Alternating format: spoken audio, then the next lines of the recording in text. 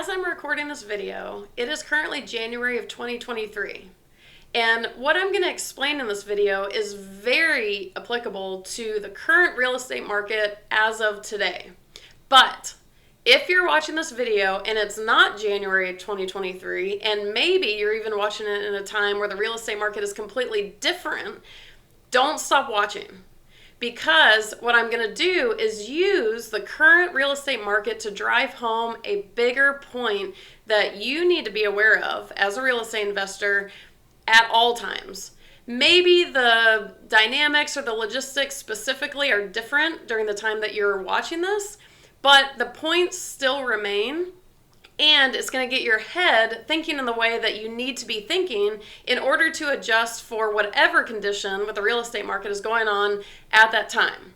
So, using January 2023 as an example, right now, what happened a few months ago, let me go backwards a second. What happened a few months ago is it seemed like overnight interest rates on mortgages skyrocketed.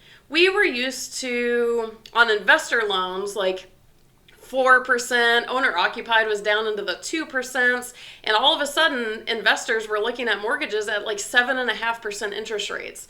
This had a massive impact on everybody. The other thing that was happening at exactly the time the interest rates skyrocketed was talk of an impending recession. So people got it in their heads that we were about to experience another 2009 crash. What did this cause? Everybody stopped buying investment properties, like overnight. Cool, I hear you. Conditions changed fast. You know, what do we do? Do we need to buy? Is it smart to buy right now? Cool. Fast forward a few months now to January of 2023. We're in a similar environment. The rates have come down a little bit, but they're still a lot higher than what we're used to. And I think people are getting more and more convinced that we're not going to see a massive market crash like we went through in 2009, meaning values of properties aren't going to go down that much, and the cities that they are going down in are kind of the bigger, more expensive cities, which is where a lot of the investing is not happening. So, Midwestern markets, all that has not really changed. So, what do we do about it? Because we're still not used to the higher rates and the looming potential recession. So, with all of this said, again, don't leave this video if it's not January of 23 that you're watching it, because trust me, the points I'm about to tell you could change your entire real estate investor mindset for the better. Because there's a broader message in all of it, irrelevant of when I'm telling it to you and irrelevant of what the market conditions are right this second.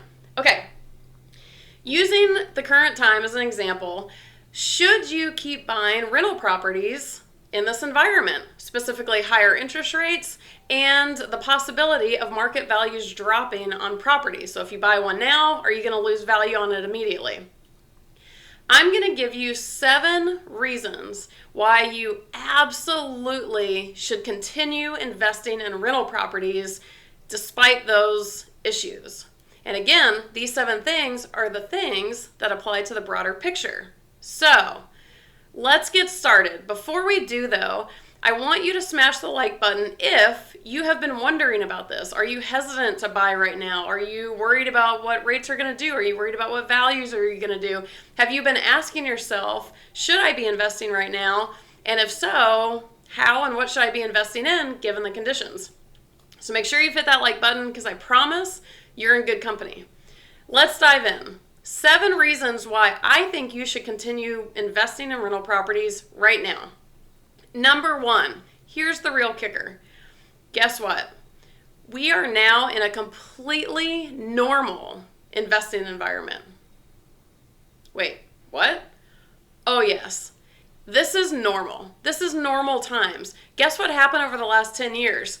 You got spoiled. We all got spoiled. Prices were down, rents were up, interest rates were down. It was so easy to be an investor for the last 10 years.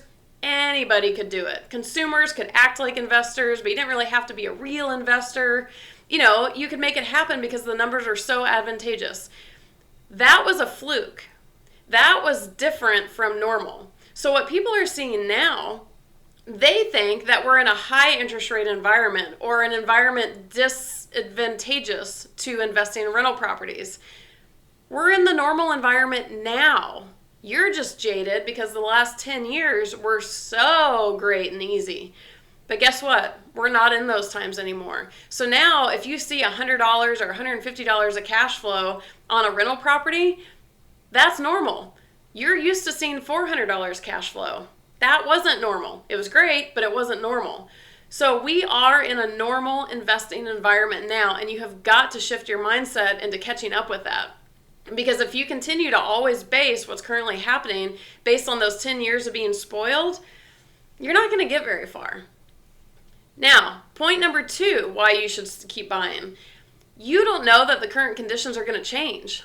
If you're sitting back waiting, thinking prices might drop or values might drop or interest rates might drop, what if none of that ever happens? Where's your balance? How long are you going to sit on the sidelines waiting for something to change? Some of the other reasons I'm going to give you kind of tie back into this, so I'm going to leave that one as it is. But just remember, the change may not happen like you want it to. Reason number 3 to keep investing right now. You have to understand, and this gets into that investor mindset. When I was talking about real investors understand how real estate actually profits. Rental properties, this is what you need to know, are long-term investments. They're not 1-year investments or 2-year investments or 5-year investments. The real profits of a rental property are seen over the long term. So whatever's currently happening right this second is really kind of a minuscule piece of the bigger puzzle. I'm going to link to 2 videos below because I don't want to spend a ton of time in this video diving into all the details, but I want you to thoroughly understand what I'm saying. The first video is the 5 profit centers of a rental property.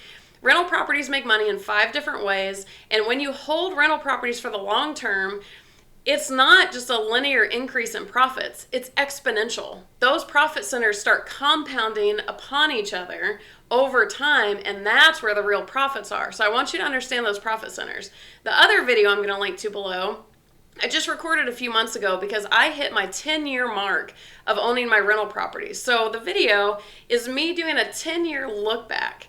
What things did I learn? What things did I experience? What were some unexpected things on my rental properties? And the biggest takeaway, not to spoil the video, but the biggest takeaway was how powerful those profit centers really are in ways that I was not expecting.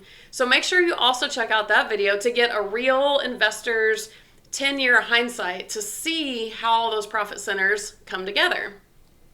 Long-term investment. This is not for the short term. These are long-term holds. Okay.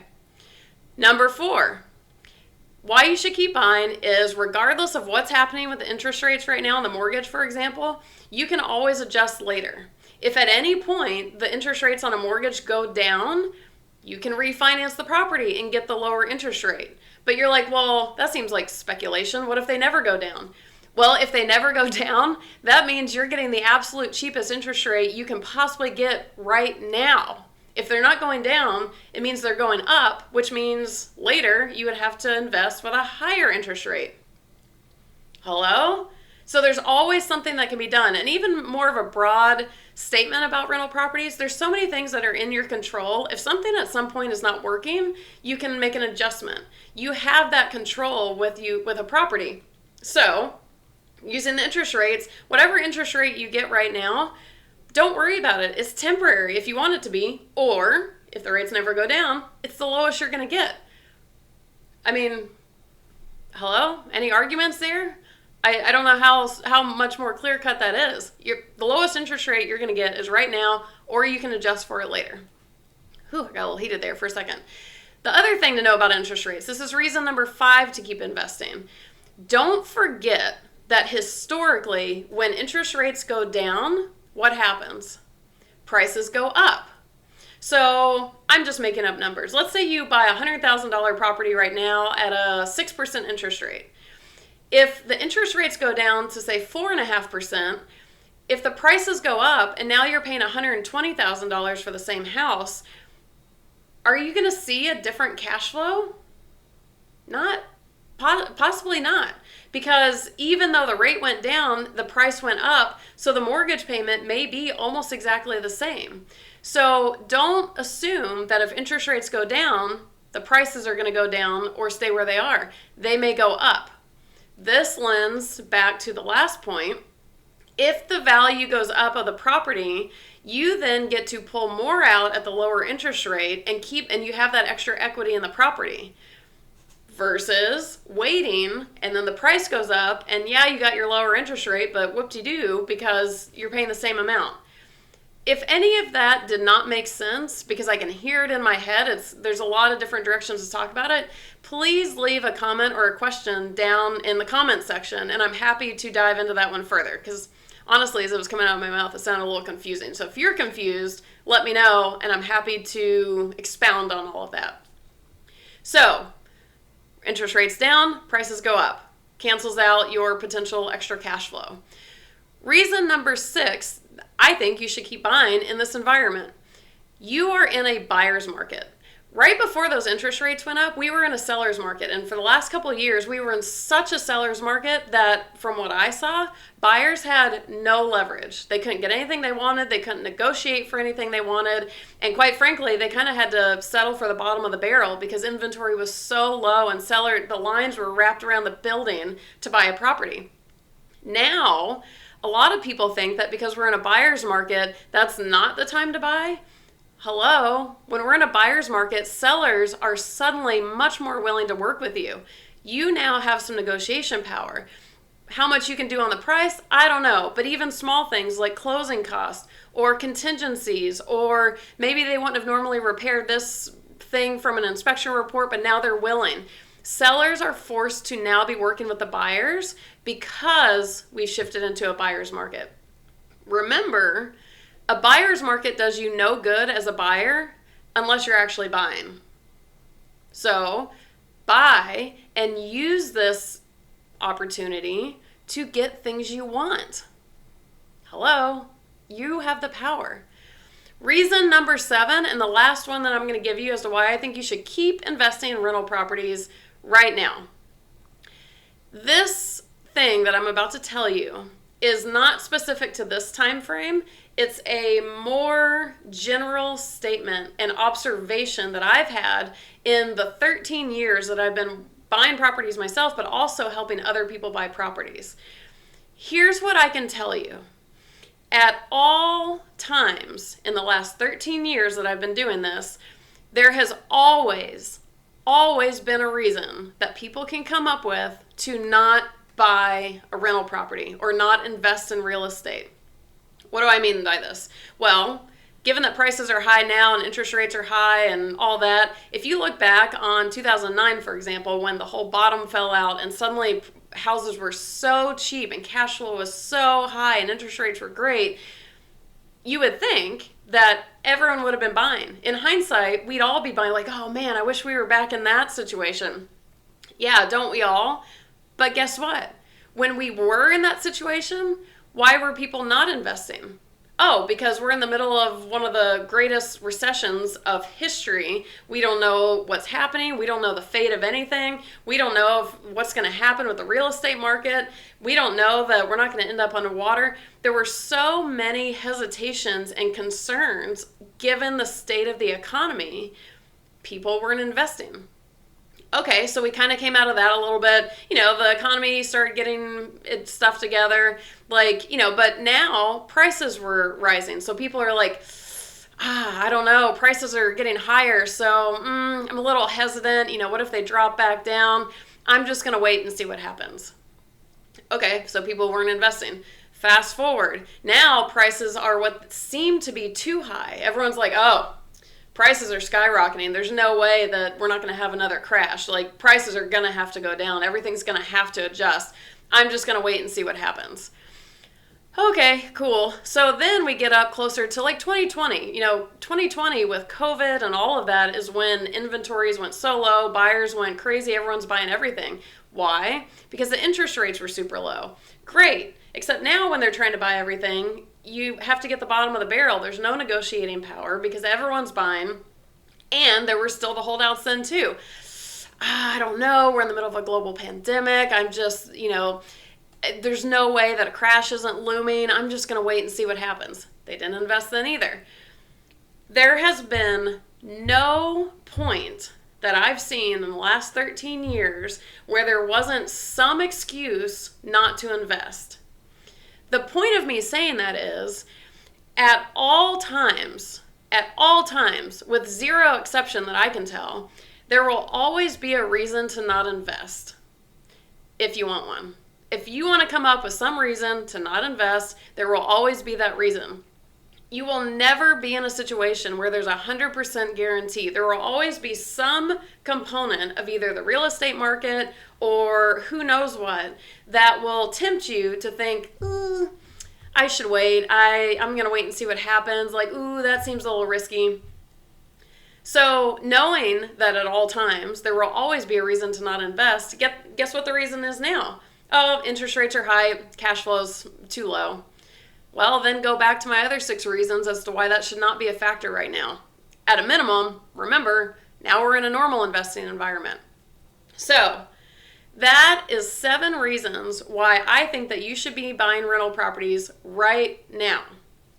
The thing to know, here's the takeaway, and I'm going to give you one quick example to help you understand this better. But here's the takeaway. An investor doesn't wait. How do I want to say this? Oh, no, I know exactly how I want to say this. An investor doesn't wait for conditions to adjust. An investor adjusts to the conditions. That's exactly how I want to say it. It's even quite simple. I was even overthinking that in my head. It is that simple. A real investor does not wait for conditions to adjust. If for no other reason, you don't know that they're going to adjust. You always have the ability to pivot. Maybe you don't invest in exactly the same way that you were before, but you adjust how you invest. You don't wait for the conditions to adjust. Are you hearing me on that? I'm going to say it again because it's that key. An investor does not wait on conditions to adjust. An investor adjusts to the conditions. Did you write that down? Hit the like button, comment on it. What's your takeaway from that? Now, one last quick little example that I'm going to give you to drive home that point. Back in the day during the crash, that's when I started investing in rental properties. I would have had no qualms about investing in a rougher neighborhood, cheap property, riskier tenants, all that, because the cash flow was so astronomically high. When you look at the 5 profit centers of a rental property, I picture it like a bar graph. Cash flow, appreciation, tax benefits, equity build via mortgage paydown, hedging against inflation. When I'm analyzing a deal, I'm looking at all 5 of those profit centers for where the potential profit is. Back in those days, the cash flow bar was so high that I wasn't as worried about the other profit centers. Appreciation potential? Nah, I don't care if it's minimal, whatever. Cash flow is so high, it covers everything. Well, the pivot that I've made and that I encourage other people to make, this is the adjusting for the conditions. Now that cash flow has come down, I'm not really that interested in the lower class properties with the supposed higher cash flow because cash flow is down now, I'm suddenly banking a lot more on appreciation potential. I don't want the property that has no appreciation potential because I need the appreciation to potentially balance out the cash flow. So I start spreading out my profit potential. I'm like, oh, well, how do I increase appreciation potential? I buy a much nicer property in a B-class neighborhood rather than a sketchy property in a D-class neighborhood. So I adjust for the condition. So to sum up, back in the day when cash flow was through the roof, I would have bought lower class properties with minimal appreciation potential. I won't do that now because I'm putting more stake in that appreciation potential. So that's an example of adjusting for the conditions. I made that adjustment when interest rates got higher and cash flow got lower. So, what are your thoughts? I want to hear from you. I want to know, are you still hesitant to invest today or in whatever time period that you are watching this video? And leave it down in the comments. Let me know exactly what your hesitation is and what your holdup is, because I'm happy to address those. Because if you have legitimate concerns or there's risk, let's talk about them. Because maybe they're real. Maybe, this doesn't mean just go out and buy anything all the time. Let's talk about it. So throw your questions and your comments down in the comment section. Make sure you're subscribed to my channel because I put a new video out every week. And because you think this is great and you're going to help me out, hit that like button. They make a big difference. So never stop investing. Just adjust to make it work.